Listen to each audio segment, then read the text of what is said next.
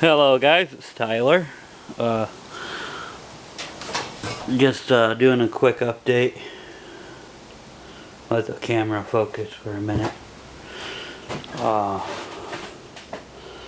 This is a older model camera that I'm testing out.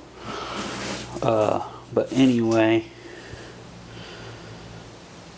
the 15 is close to being done. I gotta do a couple other things like a battery strap. I gotta make that up and mount the 3-point on it because it's there on the ground. I got a new seat for it.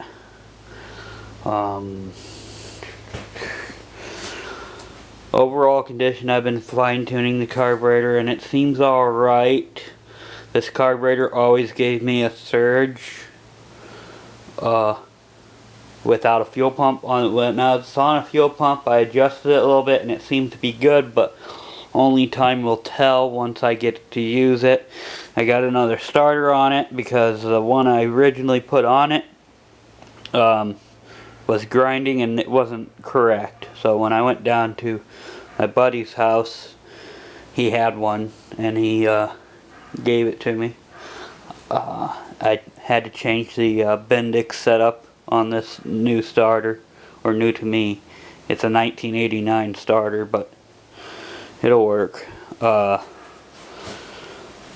it's got a new Bendix kit on this starter. Here's the voltage regulator right here. So it's got a newer style high output charging system. What other thing is... oh, the side pulley cover, that right there, that's not the original for this. So I got one off of a parts tractor that is in the shed drying. It came off of a 71 ss15 that I parted, or didn't part, but I got rid of last year. It's the one that I used the engine off of for the 14 that is now sadly gone. But yeah, this is not a true SS. If you look at it close, you'll notice the footrest is wrong on both sides. There's a PTO pedal on it. I did this because originally it came as just a Suburban 15. It's not a true SS, like I said. But hey, from what I did, it looks pretty good. And I do have the correct pedal assembly in the shed, and it's going to go on for an SS.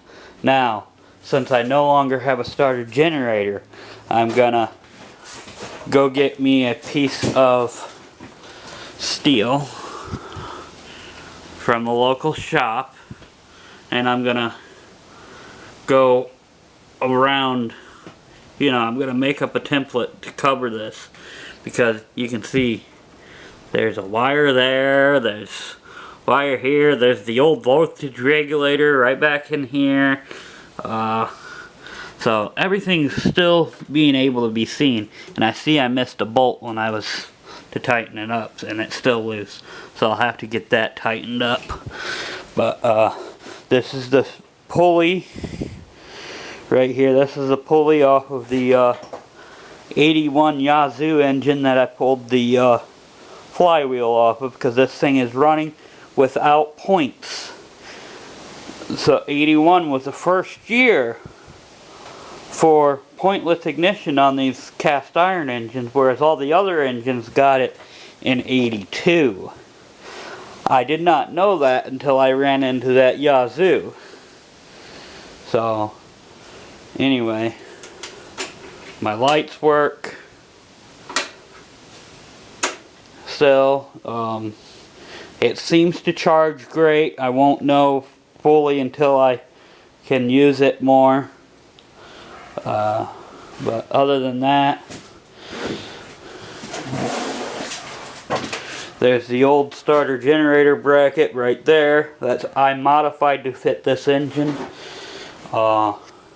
There's the starter generator, there's the cover. That's the original cover to this engine, or to this tractor. There's the starter generator pulley that is off of it, the Gilson. Here's the old ignition switch, which is a 3-post.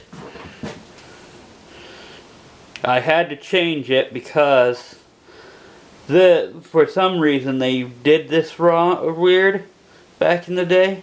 And if you try to use this with the pointless ignition, it will fry the magneto every time you shut it off. So, I know that from experience, so I went ahead and upgraded the ignition switch, which I have to get a new switch, but for now it's just a used switch in there. Right down there you can see it's not new, it's a used switch. But that's where we are right now. You've seen the video of it running the last time, but that was not fully dialed in. Now it is, but I'm not gonna run it right off the bat. So I mean, I ran it back into here, but yeah, because I was in the other shed doing the work, because the other shed is heated. But it's got a new head gasket. Why everything was apart, because it blew in 2 places. I discovered this is a 20 over engine, which means it's putting out a little bit more horse than 16 horse. And it's got a slight oil burning issue, but I ain't worried about it. I mean, if you put it under real heavy loads, it'll puff. But other than that, it don't do anything. But another video, or not another video, but another post on Facebook I made of going down to my buddy's house, and I got Tecumseh parts, which anybody knows me, I'm not a Tecumseh guy, but I'm planning on rebuilding an ss15 for the Custom 6 this winter. And those are all genuine parts. I just have to get a gasket kit. Now, I might pop the 3-point on tonight, I'm not sure yet.